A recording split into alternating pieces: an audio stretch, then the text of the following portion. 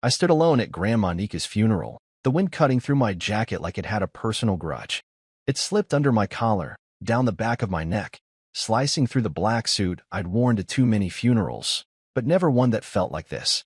I stared at the casket as it was slowly lowered into the earth, the polished wood disappearing into a hole that would never feel filled, no matter how much dirt they shoveled over it.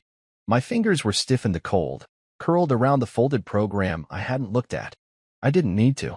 I'd memorized every wrinkle in her hands, every story she'd whispered across cups of tea and homemade bread. The program couldn't hold a fraction of who she was. Across the grave, Marcus stood like a marble statue, tall and clean and untouched. His coat probably cost more than my car. He didn't cry. He didn't flinch. His hands were tucked neatly into his pockets, the collar of his wool coat turned up just enough to frame his jaw like a portrait. He hadn't even hugged me when he arrived. Just a nod, as if we were acquaintances at a business conference. That was Marcus now, city polished, always networking, always calculating. He hadn't been back since Christmas. Even then, he barely said 2 words to Grandma. I stayed. Every Sunday, like clockwork, I showed up at her creaky little house with a bag of groceries and whatever stories I'd collected from the week. She'd greet me with flour on her apron and laughter in her eyes. She always made me feel like I mattered, like I wasn't just drifting. She asked about Camille, about work, about whether I was still trying to fix up that old bike in the garage. And I listened to her too, her stories about Ukraine, about life before she met our grandfather, about the strange way time folds in on itself when you get old. Now she was gone, and the silence was unbearable. The priest's voice droned on, hollow against the wind. We commit this body to the ground. But my mind wasn't in the prayer. It was stuck on the last time I saw her. She had been thinner, tired. I'd offered to take her to the doctor. She'd waved me off with a smile. Old age is not a disease, Jordan, she'd said. It's just the final gift of time. I didn't understand it then. I don't know that I do now. I heard Camille before I saw her. Her heels clicked sharply against the stone walkway as she approached from the parking lot, fashionably late as always. She stood beside me without a word, wrapped in a black trench coat and sunglasses, even though the clouds were low and sullen. This won't take long, right? She muttered, glancing at her phone. I've got that thing with Leslie in an hour. I didn't respond. I didn't have the energy to explain to her that some things weren't meant to be rushed. Grief, for example, or the realization that the one person who truly saw you is no longer breathing. She slipped her phone back into her bag, clearly annoyed that I wasn't making small talk. Did Marcus say anything to you? She asked. About the will? I shook my head. We haven't spoken. Figures, she said, as if that somehow confirmed something she'd long suspected. As the last of the prayers were said and the crowd began to drift toward the reception hall, I lingered. I waited until there was no one left but me, Marcus, and the wind. He didn't move. Neither did I. We stared at the grave as if expecting her to sit up and crack a joke. She would have hated how formal this all was. She once told me, if I die in winter, make sure the priest wears wool socks. They always forget. You look tired, Marcus said finally, his voice clipped and neutral. I looked over at him. You look expensive. A smirk pulled at the corner of his mouth, but it didn't reach his eyes. I live in the real world, Jordan. You should try it sometime. I didn't answer. He turned and walked away, the hem of his coat swaying with every step like it was rehearsed. That was our relationship now. A series of moments passed like cold coins between strangers. I couldn't remember the last time we'd laughed together. Probably years ago, before he moved out, before Dad died, before everything started cracking at the edges. I finally turned to leave. The reception hall felt like an afterthought. It was too warm, too crowded, full of people I didn't know shaking my hand like they owed Grandma a debt of performance. Camille made small talk, smiled too widely, accepted compliments on her coat. I sat in the corner, plate untouched, watching a slideshow of old photos flicker on a projector screen. One showed Grandma holding baby Marcus on her lap, another of the 3 of us in the backyard with our dog Max. My eyes burned, but I didn't cry. I just felt hollow, like someone had scooped the middle of me out and left the shell. Later that night, I walked through her house in the dark. The floorboards creaked like they were mourning too. Her slippers were still by the kitchen door. Her perfume lingered faintly in the hallway. I paused at the doorway of her bedroom, heart aching. I couldn't bring myself to go in. The garage door groaned as I lifted it, the scent of rust, and oil rushing out like breath held too long. The Volia sat beneath a canvas cover, unmoved, unremarkable. I hadn't thought of it in years. She used to drive it only once a week, to the market on Thursdays. She'd let me help wash it in the summer, when I was little. I remembered the way she'd slap my hand away when I tried to clean the chrome with dish soap. "It deserves respect," she'd said. Now it just looked tired, forgotten. But somehow, I couldn't stop staring at it. Tomorrow we'd meet the notary. The will would be read. I didn't expect anything. Maybe a photo album, maybe a blanket she'd knitted for me. I didn't need property or heirlooms. I just wanted her back. But as I turned to leave, the wind picked up again, slamming the garage door shut behind me. I jumped, heart racing, then laughed at myself in the silence. Still, I couldn't shake the feeling that something had just shifted. Like the last goodbye hadn't really been the end. Like something was still waiting. We sat in that musty office like characters from a play neither of us had auditioned for. The walls were yellowed with age, lined with shelves that sagged under the weight of old law books and faded certificates. The air was thick with the scent of dust and dry paper, and the only sound was the low whir of a fan that barely stirred the stagnant air. It smelled like time had stopped trying here. The notary, a thin woman in a gray cardigan that matched the file folders stacked on her desk, adjusted her glasses and gave us both a polite smile, the kind people wear when they don't want to pick sides. I sat stiffly in the old leather chair, feeling the cracked armrest bite into my elbow. Camille was beside me, legs crossed, phone in hand, scrolling through something she clearly found more interesting than the settling of my grandmother's estate. Her nails clicked against the screen, rapid and hollow, like a metronome keeping time with my rising anxiety. Marcus sat across the room, calm and composed, like he was here for a performance review he knew he'd pass. His coat was draped over the back of the chair, revealing a designer sweater and shoes that still gleamed even in this dull light. He offered no nod of recognition, no brotherly warmth. Just that same unreadable look, cool, detached, maybe even amused. I wondered if he'd been rehearsing his gracious winter smile all morning. The notary cleared her throat and opened the folder in front of her. "Thank you both for coming. We'll proceed with the reading of Nika Turson's last will and testament." My chest tightened. I looked down at my hands, fingers loosely folded in my lap. I hadn't expected much. Maybe a keepsake, a handwritten letter, some gesture that said she'd remembered all those Sundays we'd shared. But I wasn't ready for this part to feel so final. She began to read. "To my grandson Marcus Turson, I leave the seaside cottage located on Eastport Bay. The property has been fully renovated and the mortgage cleared. He will find the keys in the top drawer of my writing desk." Marcus tilted his head slightly. No smile, no visible reaction. But I knew him well enough to see the flicker of satisfaction behind his eyes. He was probably already picturing the renovation photos, the guest list for his first cocktail party, the Instagram caption that would casually mention my place at the bay. My ears rang, but I forced myself to stay composed. "And to Jordan Turson," the notary continued, pausing just a moment too long. "She leaves her Volia." Silence. The kind of silence that makes your heartbeat feel embarrassingly loud. My eyes blinked once, then again, trying to process the words. I thought maybe I'd misheard. "Sorry," I said, leaning slightly forward. She repeated it. "Her Volia." "The Soviet car currently stored in her garage." Camille snorted. Loud. So loud it startled even the notary. "You've got to be kidding me," she said, letting out a dry laugh. "Marcus gets a beach house and you get a rust bucket?" My face flushed, heat crawling up my neck. I wanted to say something. Anything. But my throat locked up. The Volia? That old clunker hadn't moved in years. Its wheels were probably fused to the concrete. The paint had been peeling since I was in high school. Camille leaned in closer, voice low but razor sharp. "Even your dead grandmother thinks you're a joke." I turned away from her, focusing instead on the notary, who shuffled the pages like she wished she could shuffle herself right out of the room. "There are no other items or assets listed for Mr. Turson," she said, not meeting my eyes. "However, there is an envelope addressed to you. I've placed it in the packet." Marcus finally spoke, voice smooth like butter on glass. "I'm sure the car meant something to her," he said, with a glance in my direction that barely disguised his condescension. "Maybe sentiment counts more than square footage.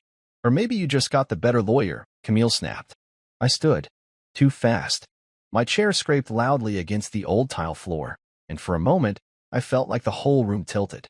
I didn't say anything. I just picked up the manila envelope with my name on it, Jordan, written in her careful cursive, and tucked it under my arm. Camille followed me into the hallway, her heels clicking like gunshots behind me. We needed that house, she hissed.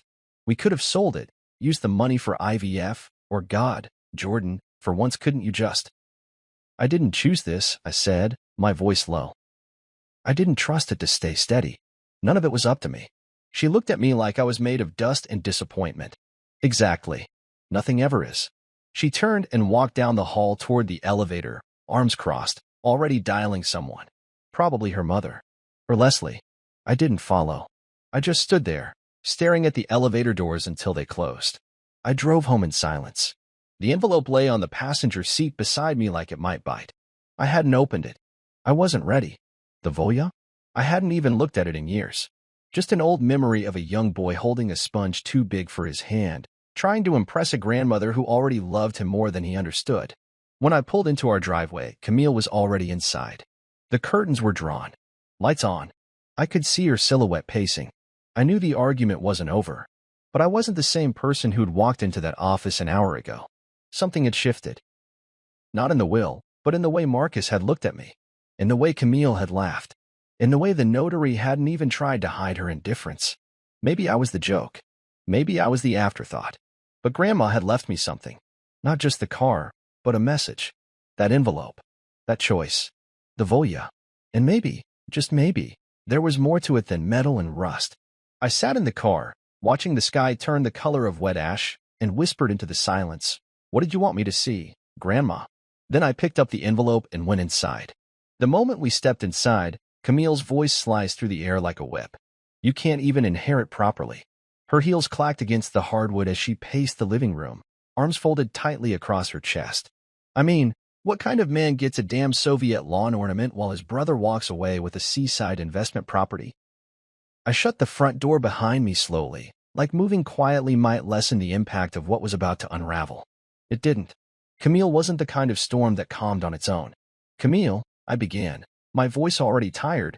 "It's not like I had a say in what she left. It's not like I asked for anything. You didn't even ask," she snapped, spinning on her heel to face me. "That's the problem, Jordan. You never ask. You never push. You just accept whatever scraps the world throws your way. Like a stray dog hoping someone will throw it a bone." I took off my jacket and folded it over the arm of the couch. It was Grandma's car. Maybe it meant something. "She left you junk." Camille laughed, sharp, mocking, unforgiving. "You really think she left you that rust heap as some kind of symbol? Marcus got property. Real estate. A paid-off cottage by the damn sea. And you got a metaphor." I didn't answer her. There was nothing I could say that would pull her out of this spiral. She wasn't angry about the car. Not really. She was angry about the life we had, or didn't have. About the fact that things never seemed to fall into place. We'd been trying for a baby for 2 years. The treatments drained our savings. And now, in her mind, this inheritance had been our last shot to turn things around. She walked toward the kitchen but didn't stop at the counter. She turned back around and pointed a finger at me like she was issuing a commandment. "You've got to stop pretending this is normal. That we're okay. That you being handed garbage while your brother gets a vacation house is some kind of poetic destiny." "I'm not pretending anything," I said quietly. "I'm just trying to make sense of it." "No, you're not." Her voice cracked. "You're making excuses. Like always. For everyone else." There was a pause. A long, thick silence. Then she said the words like they tasted bitter on her tongue. "Pack your things." I blinked. "What?" She didn't flinch. "Pack your things, Jordan. I want you out of here." The sentence hit harder than I expected. Not because I didn't see it coming, but because it had been hiding beneath everything for a long time. In the tension at the dinner table. In the way she barely touched me in bed. In the long silences and tight smiles. But hearing it out loud still felt like a fist to the chest. "You're serious," I said, though I already knew the answer. She leaned against the doorway like she was exhausted. "I'm done. I can't carry this anymore. You're an embarrassment. Even your own blood knew you were worthless." That last word echoed. Worthless. I didn't shout. I didn't cry. I just stood there for a long moment, listening to the quiet creak of the ceiling fan and the distant hum of traffic outside. I thought about all the times I'd picked her up from work. The lunches I'd packed. The nights I'd sat beside her through tears and needles and hopes that always broke. I thought about how love wasn't supposed to sound like this. And I realized, in that moment, I didn't want to beg. I walked to the bedroom, opened the closet, pulled out the duffel bag I hadn't used since the last family trip to Grandma's. I packed slowly, deliberately, a few changes of clothes, my toothbrush, my laptop, a couple of framed photos, one of me and Grandma, sitting on the hood of the Volya, both of us laughing like idiots in the summer sun. That one I wrapped in a shirt and tucked deep in the bag. Camille didn't say a word while I packed. She just sat on the edge of the couch, phone in hand, thumb scrolling. Always scrolling. I wanted to hate her, but I couldn't. We were just two people who'd run out of thread to hold the fabric together. As I zipped the bag closed, I paused. Then I turned and looked at her. For what it's worth, I said, I did love you. She didn't look up. You loved the version of me who thought you might become something. I nodded. Then I guess we both got a reality check today. I didn't ask where I was going. I already knew. One place made sense. The bag slung over my shoulder. I walked out the front door and down the steps to my car. The house I'd painted, fixed, repaired, and bled into looked strange from the outside, like a place that had already erased me. I didn't linger. I just got in and started the engine. The drive to Grandma's felt shorter than usual, though the miles stretched longer than I remembered. When I pulled into her driveway, the garage light flickered on, casting a pale glow over the gravel path. I sat in the car for a few minutes, staring at the closed garage door. Behind it sat a rusting car and 1,000 unanswered questions. But it was all I had now. I let out a breath and stepped out into the cool night air. My footsteps crunched on the gravel. I slid the old key into the side door and stepped into the kitchen.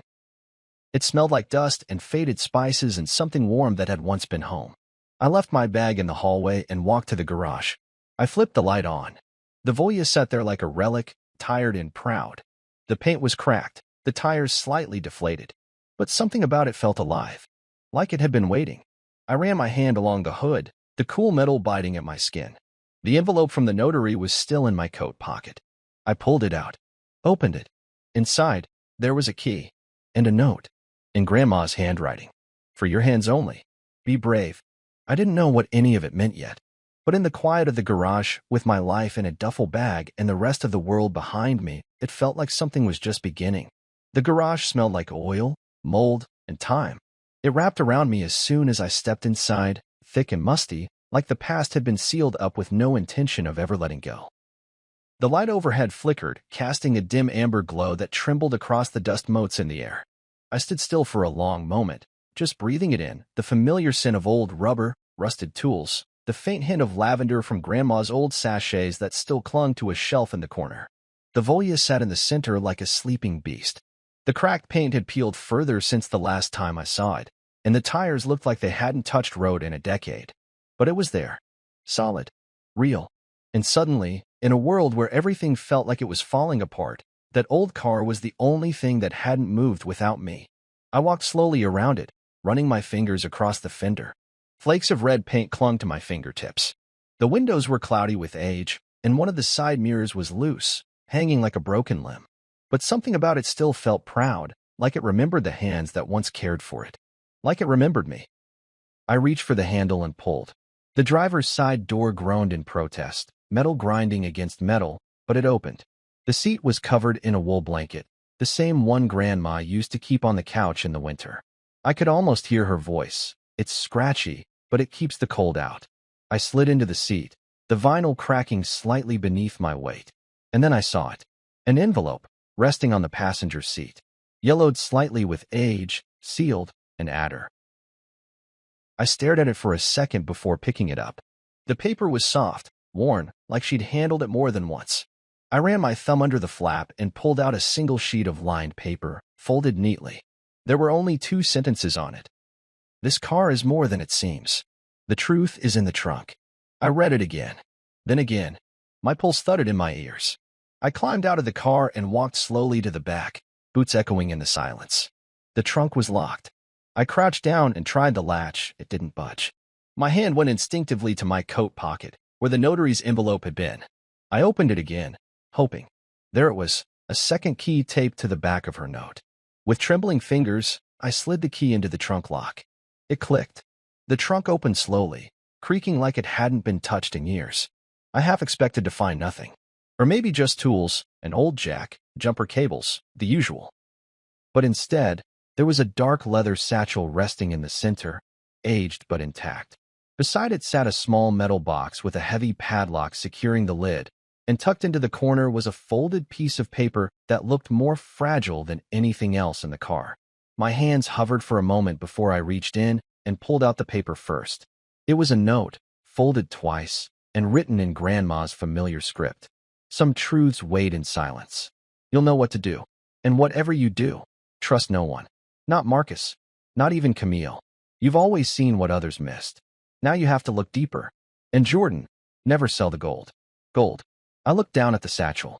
It was scuffed and scarred, the leather handle fraying at the edges. I set it carefully on the floor and opened it. Inside were black and white photographs, each one stiff with age. Men in uniform, dusty backdrops. Some of the faces were circled in red pencil. I pulled out a few. One showed a group of soldiers gathered around a map, their expressions grim.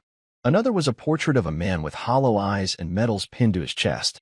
Letters were stuffed into the side pocket. Not in English. Cyrillic script, Russian, maybe Ukrainian. I couldn't read them, but they felt heavy in my hands, like they still carried weight, still held secrets. Then I turned to the box. It was small but dense, maybe 12 inches long, with edges reinforced by rivets. The lock was old but solid. I tried pulling it. It didn't budge. I didn't have the key. Not yet. But whatever was inside, it wasn't just sentimental. I could feel the weight of it. Something metal. Solid. Valuable. Gold. The word echoed again. I sat down on the garage floor, the cold concrete pressing through my jeans, and tried to breathe. This wasn't just a car. This wasn't just some forgotten relic of my grandmother's past. She'd hidden something in here, something that still mattered, even after death. And she'd trusted me with it. I looked around the garage, suddenly seeing it with new eyes. The cobwebs in the corners. The boxes of old tools stacked neatly on the shelves. The mason jars filled with screws and bolts. Everything here had been touched by her hands. And now, every piece of it felt like a clue. Why would she warn me about Marcus? About Camille? What did she know? I picked up the satchel and walked back into the house, still clutching the folded note in my other hand. The night was silent, the walls still holding traces of her warmth. I set the satchel on the kitchen table, turned on the lamp, and stared at the photos until my eyes ached. The Volya wasn't just a car. It was a vault, a witness, a protector. And I had the key to something I didn't yet understand, but would soon have to. Jordan, the letter began. I had unfolded it at the kitchen table, under the low yellow glow of the pendant light. My hands trembled slightly as I held the page, not out of fear, but something deeper, an unsettling mix of awe and disbelief. Her handwriting, looping and deliberate, brought her voice back into the room. I could hear it in the rhythm of her sentences. Calm, intentional, final. This car isn't just a car. It's a vault, a witness, a protector. I read that line over and over again. My thumb pressed into the edge of the page, like I could squeeze more meaning from it if I just held on tighter. I looked up briefly at the Volya, its shape a dark silhouette through the cracked window blinds. I thought about all those years she'd driven it so quietly, so modestly. People laughed, called it a junker, an eyesore. But they hadn't seen what I was seeing now. They hadn't read this. What's inside helped save lives. Now it's yours. My pulse thumped harder. I looked over at the satchel on the table and the locked metal box beside it. I'd only scratched the surface. There was still so much inside I hadn't touched. The photographs, the foreign letters, the maps, some marked with small red circles and black slashes. It all suddenly felt dangerous. Trust no one, not Marcus. And never sell the gold. Gold. I didn't know why, but that word stuck to my ribs like cold honey. I looked over at the box again. It hadn't opened yet, but now the weight of it on the table made more sense. It hadn't just been sentimental or symbolic. She was being literal. Gold. I reached for the satchel again, pulling out more of the contents. The stack of photographs beneath the first layer was thicker than I expected. Soldiers posing with grim expressions, others mid-movement, candid and raw, carrying crates, helping civilians into carts, hiding behind stone walls with rifles clutched in their arms. Some wore uniforms I recognized from textbooks. Others I didn't. What connected them all, though, was the urgency in their eyes. Like they were trying to make history remember something it wanted to forget. Beneath the photos were more documents, Yellowed papers stamped with wax seals, travel permits, coded letters, and envelopes addressed to people I'd never heard of. One document bore a red star, the kind associated with the Soviet Army. Another looked like a passport, but not one I'd ever seen. Every item felt like it belonged in a museum, not in a garage behind an old woman's house. I turned back to the letter. I never told anyone, not even your father. The Volya was my cover. They never suspected an old woman driving a clunky Soviet car of carrying something worth more than diamonds. But inside it, I moved lives across borders, ferried maps through checkpoints, and passed letters that saved more souls than I can count. And the gold? It was never mine. It was entrusted to me by a merchant who died in my arms. I used some of it, yes, to buy safe passage, to bribe guards, to create false identities. But most of it, I kept, for a future I feared I'd never see. I stopped reading. I leaned back in my chair and let the silence of the house press in around me. My breath fogged lightly in front of me. Even the air felt heavier now, like the walls themselves were absorbing the weight of her confession. This wasn't some family story passed down for warmth and nostalgia. This was truth disguised in rust and whispers. My grandmother, the woman who knitted scarves and made borscht and kissed my forehead every Sunday, had lived a second life beneath the one she showed us. She'd smuggled people, bribed governments, carried the secrets of the dead and dying, and she'd told no one, except me. I finished the letter. You'll be scared. I was too, but fear never stopped me. Only inaction ever did.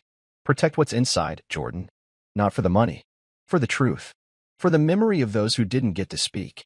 You have always had a quiet strength, now you'll need it. Start with the maps. And find Silas. He will help. Silas. The name meant nothing to me at first. I repeated it aloud, as if saying it would jog a memory. Nothing. But I knew what I had to do. The historian. That had to be it.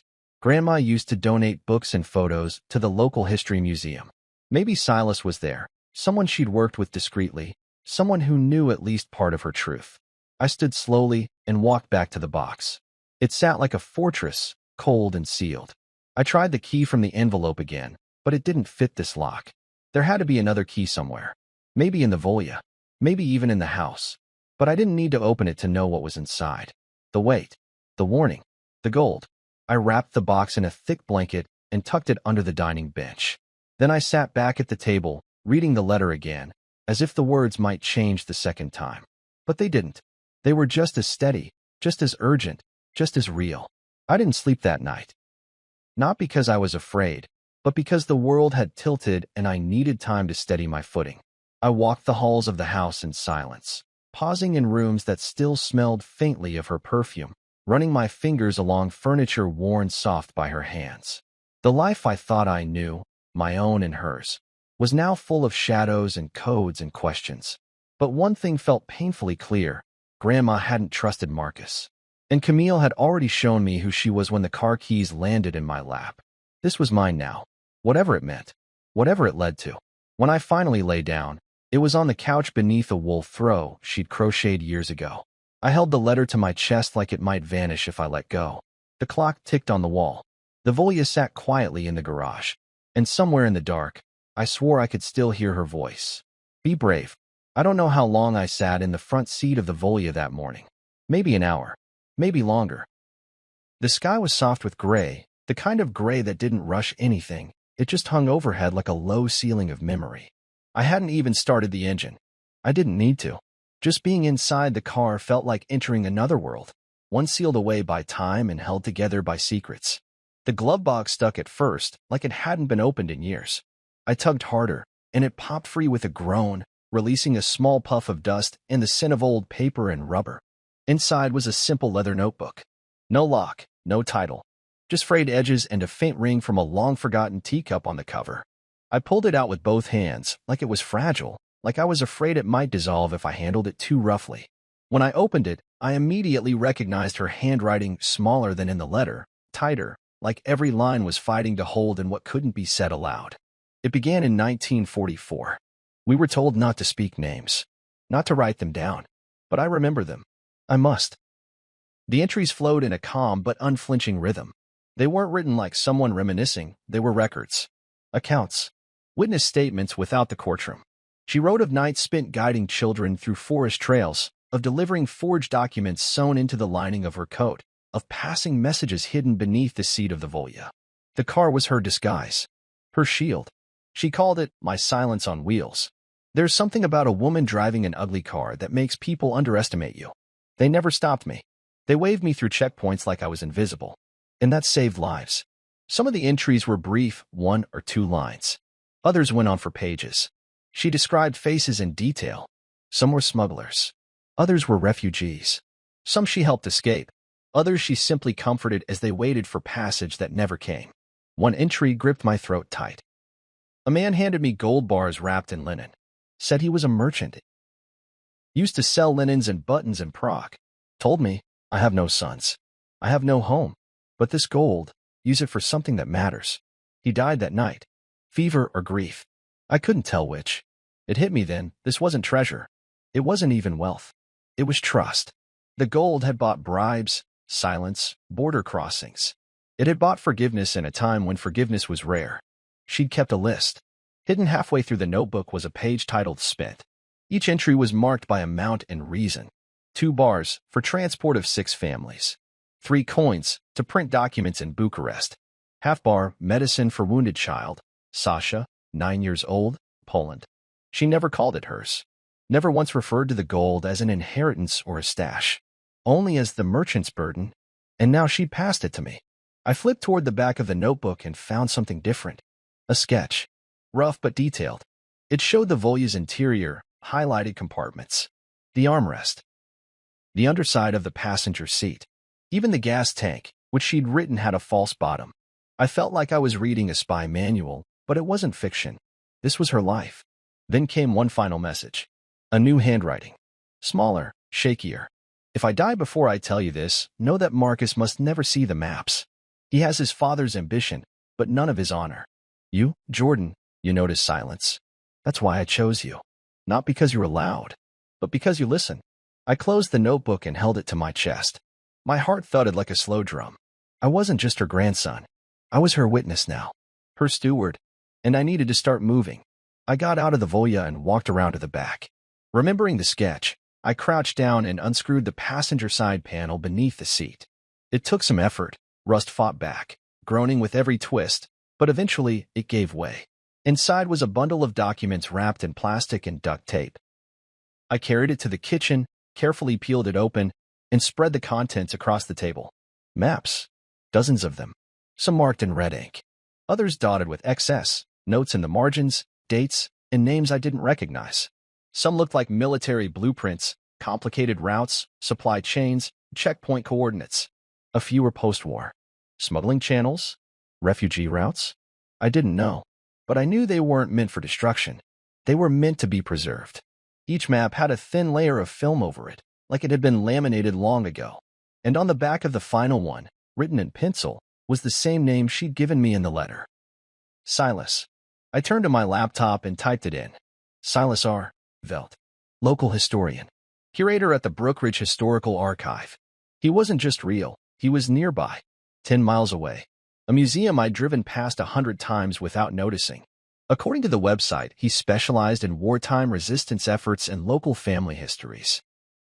There was even a small section titled Community Voices, Hidden Stories. And in one of the thumbnails, there she was, Grandma Nika, older and smiling faintly, a photo I'd never seen before. I stared at it for a long moment. She had planned this. Planted the trail for me to follow, breadcrumb by breadcrumb. Not so I could profit, but so I could understand. I packed the maps into a protective sleeve, folded the notebook, and placed both carefully in my satchel. Then I looked back at the Volya through the window, parked in the same spot it always was, quiet, solid, waiting. It had been her armor. Now it was mine. I had a name. I had a story to protect. And I had a promise to keep. The Volya coughed like a long-time smoker waking from a nap. It had taken me nearly 10 minutes of fiddling with the choke and whispering encouragement to get the engine running, and even then, it sputtered with every other breath. But somehow, that car had more life in it than I expected. It wheezed out of the driveway and onto the main road like it remembered the weight of missions long past. The route to the Brookridge Historical Archive took me along roads framed with skeletal trees and weathered storefronts. Familiar streets, familiar sights. But I saw them differently now, like I was driving through a layer of glass, somehow behind time instead of inside it. I kept glancing in the rearview mirror, half expecting Camille's face or Marcus's gleaming car to appear behind me. But the road stayed quiet. The museum sat on a hill near the edge of town. Not grand, not ornate, just a two-story brick building with modest signage and a few benches scattered near the entrance. The kind of place school kids got dragged through on field trips. I pulled into the lot, and the Volya gave one last shudder before the engine died altogether. The silence after was so complete it rang in my ears. Inside, the museum was quiet, too. The air smelled like old paper and pine cleaner, and the floor creaked underfoot. Most of the exhibits were humble, grainy black and white photos, faded uniforms, cases of buttons, and ration books. I passed a display labeled The Forgotten Front, Civilian Resistance in Eastern Europe, and something inside me tightened. There, in a corner of the panel, was a tiny photo of a much younger version of Grandma. She was standing beside the Volya, hands on her hips, smiling at the camera like she had just pulled off something unthinkable. "Can I help you?" I turned to find a man standing at the edge of the exhibit. Tall, maybe late 50s, with a lean frame and glasses that gave him an owlish air. His hair was graying at the temples, and his eyes were warm, curious, but alert. I knew before he even introduced himself. "Silas?" I asked. He blinked. "Yes." I pulled the satchel off my shoulder and held it close to my chest. "My name's Jordan. Jordan Turson. Nika was my grandmother." At the sound of her name, his whole expression changed. His mouth parted, and he stepped forward like I'd pulled a memory into the room with me. "Nika," he whispered. "She told me, one day, you might come." I nodded, my throat dry. "She left me something. A car. A box. And this." I opened the satchel and slowly placed the notebook on a nearby table, followed by a selection of the photos and the stack of laminated maps. Silas didn't move for a moment. Then he stepped closer and gently touched the edge of the notebook like it was sacred. "She said you'd know what it meant," I added. He exhaled slowly, then looked up at me, his voice almost reverent. I thought most of this was lost. Silas reached for the photos first, I scanning each one like he was greeting old friends. These men, some of them we only have records of in rumor. This 1-inch, he pointed, was part of the underground courier ring in 44. Disappeared without a trace. I handed him the map with the markings in red ink. "She said these were safe routes. Smuggling lanes. Refugee channels." He sat down, spread the map across the table, and adjusted his glasses. This is priceless. Jordan, this is a first-person account of wartime resistance that fills gaps in our entire archive. These names, these annotations, they could rewrite how we understand half of the region's movement during the war. He looked up at me again, voice steady but charged. "You've been sitting on history." I swallowed. "She also left a locked metal box. Heavy. I think there's gold inside. She told me never to sell it, that it was entrusted to her." Silas leaned back slowly. "Did she mention the merchant?" I nodded. "He died in her care." He rubbed his chin. "The legend was always whispered that a Jewish merchant, fleeing with his last remaining wealth, passed it to someone who used it to bribe guards and move lives. But we never knew who. We always assumed it had vanished or been claimed." "She kept it," I said. "She used some. The rest she saved. She called herself the keeper, not the owner." Silas sat silently for a moment, absorbing that. Then he stood. "Come with me." He led me down a narrow hallway into a room marked Research Access, staff only. Inside were metal shelves filled with boxes and binders. He moved toward a file cabinet and pulled out a folder labeled Turson.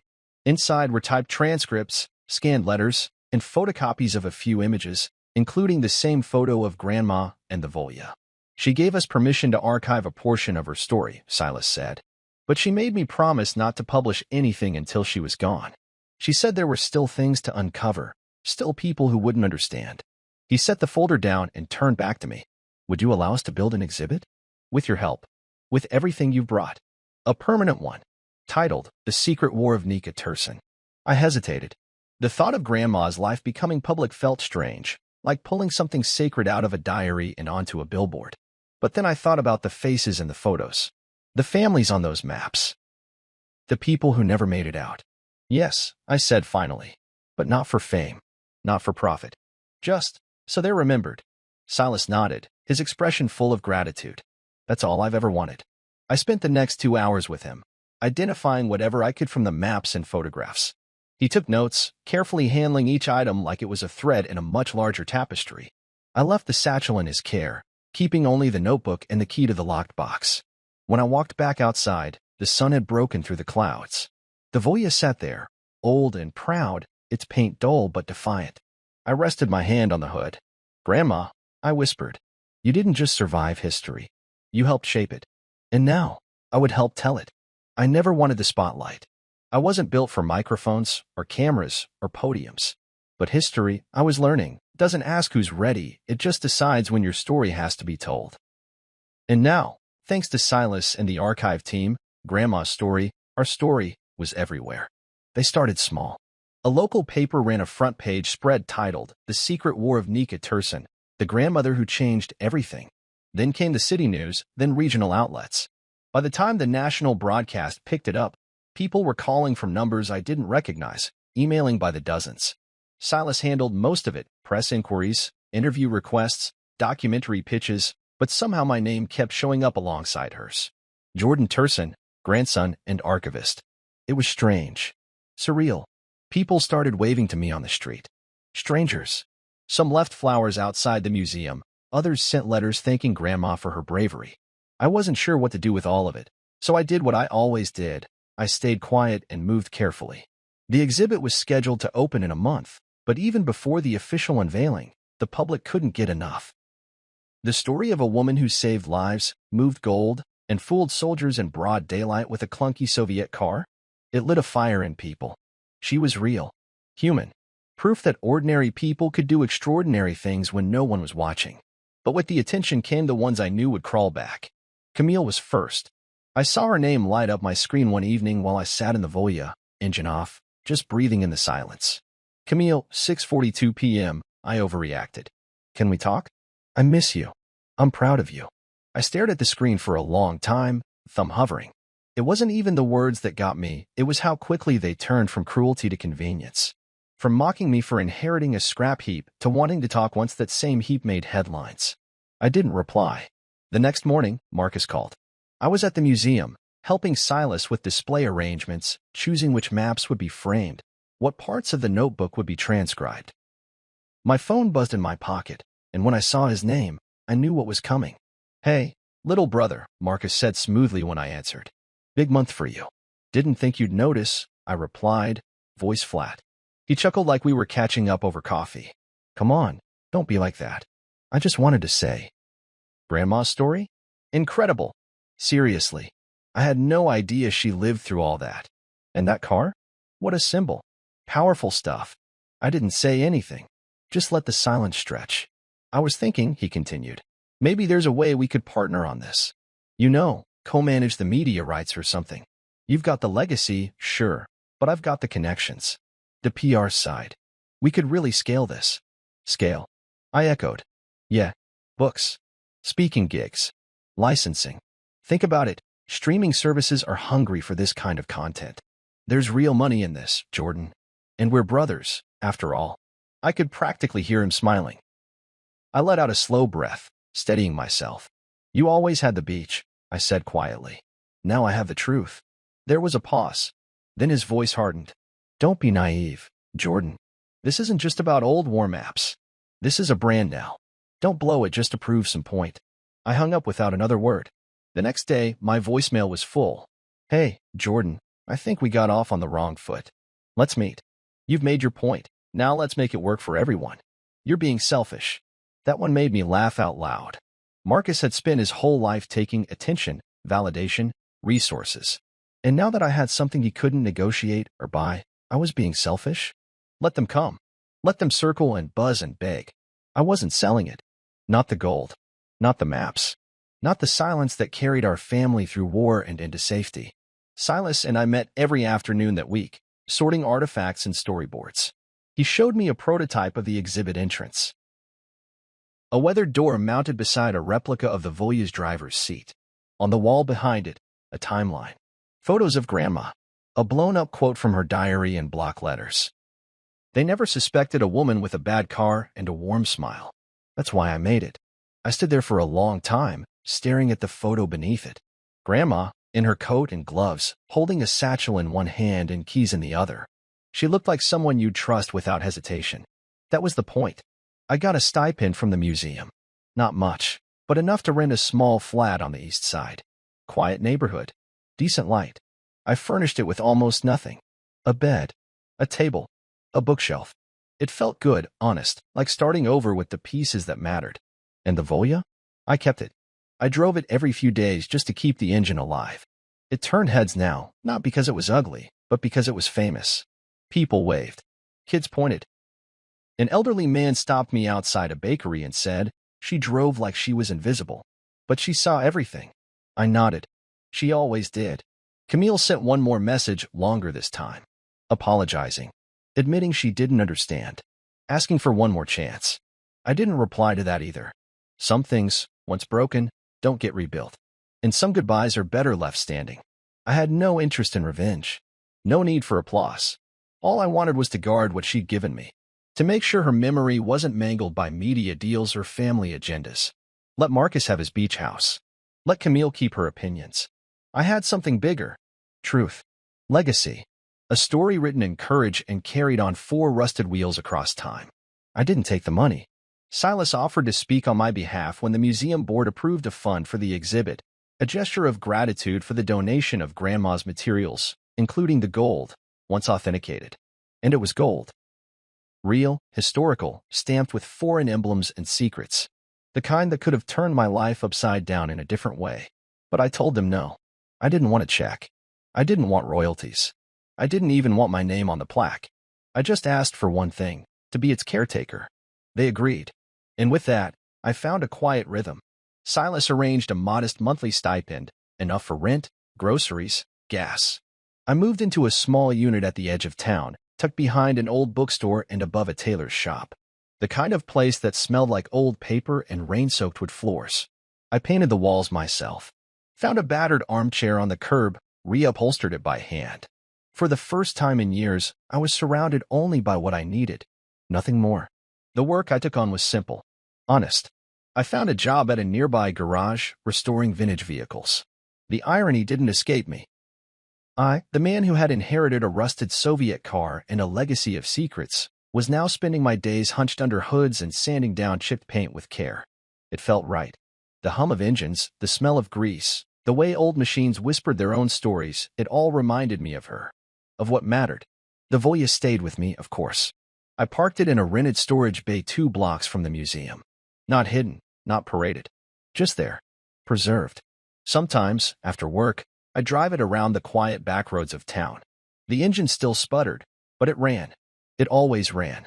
People waved when they saw me now, an old man with a cane, a couple pushing a stroller, a teenager riding his bike. They'd smile and nod like I was part of something they recognized, even if they didn't know me by name. Some days, school groups would line up outside the exhibit.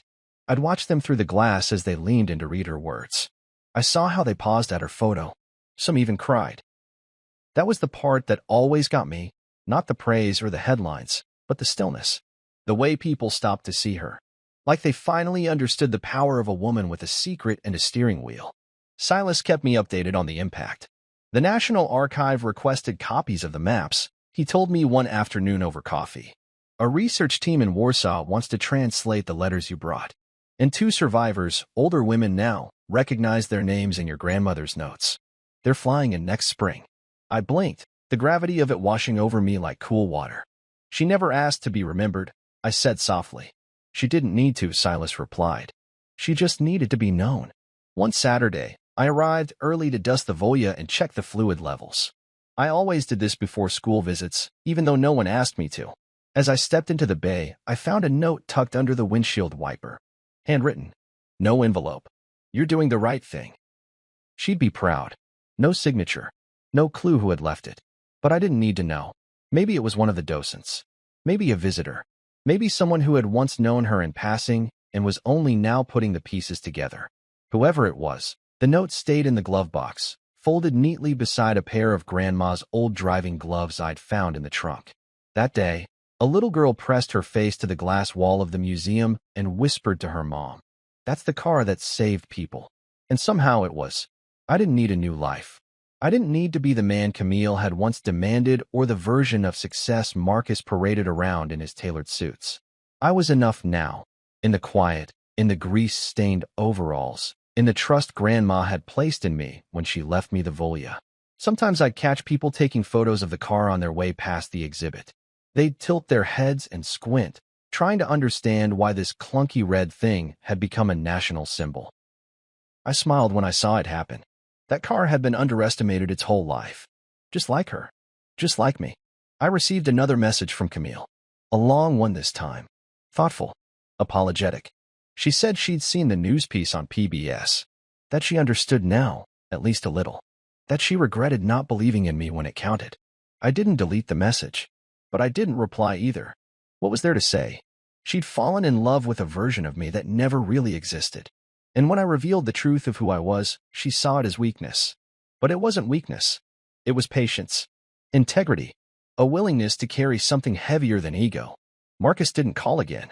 He tried to sue the museum for partial rights once, claiming the story was shared family heritage.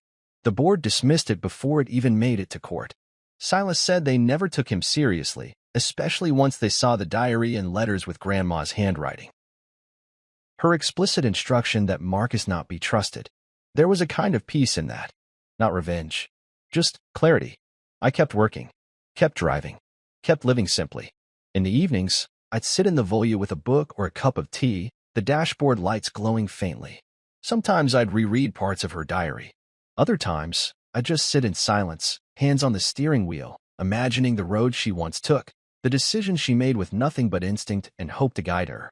The town changed around me. New cafes opened. The bakery down the street painted its window. But the Volya stayed the same. A red dot on a moving timeline. A witness, just as she'd said. For the first time in my life, I wasn't invisible. I didn't need applause or validation. Just that quiet nod from the world, from strangers, from the pages of a history book that now bore her name. And beside it, in smaller type but steady, mine. Jordan Turson. Witness. Grandson. Driver. Sometimes I drive out to the coast. Not Marcus's cottage. I've never stepped foot on that property and never will. But there's a pull-off about a mile down the road, where the cliffs dip just low enough to see the open water stretch out like a sheet of cold silver. I park the Volya there. Engine off, windows down.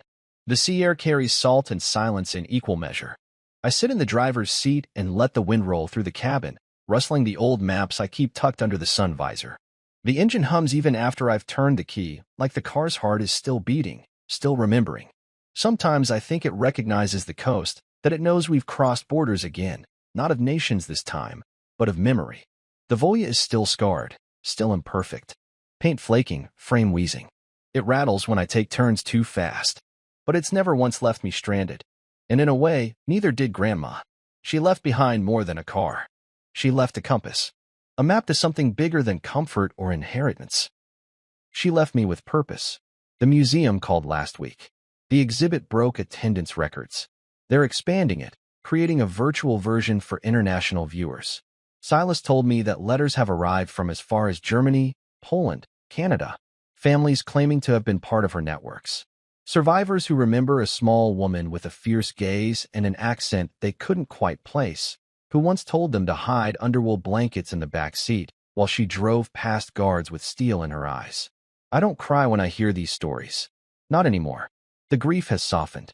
What's left is something else. A quiet kind of pride. Not loud, not performative. Just steady. I carry it in my chest like an ember. Sometimes, when I'm parked at the Overlook, I reread the last entry in her diary. It wasn't long. Barely a paragraph. But it said everything she needed to say. If someone finds this, I hope it's Jordan. He listens. He doesn't chase noise. He notices what others dismiss. The world favors the loud, the polished. But it's the quiet ones who guard what matters. If he's reading this, then the Volya is where it belongs. And I can rest. It still humbles me. Every time. I never thought I'd find meaning in a rusted car and a handful of secrets. I spent years thinking I was the forgettable brother, the quiet husband, the man who didn't ask for much because he didn't think he deserved it. But Grandma saw something in me I hadn't yet seen in myself. Not just decency, but resilience.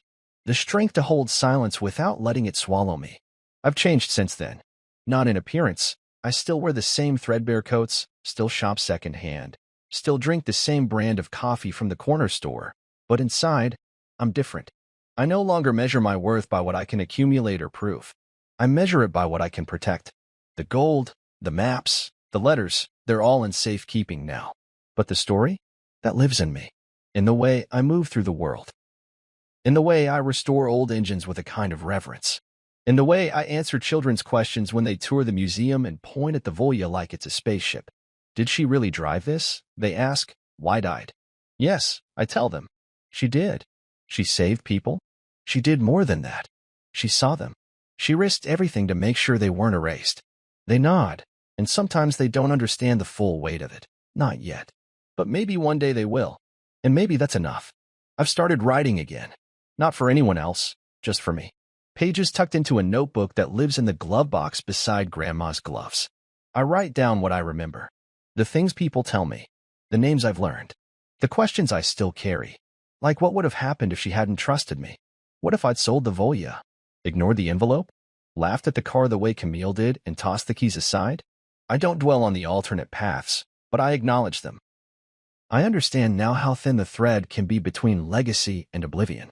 One gust of wind, one wrong person, and a story like hers could have been buried forever. But it wasn't, because she believed in me, and I learned to believe in myself. Marcus hasn't called again. I heard through a friend of a friend that he tried to sell the cottage and got tied up in probate issues.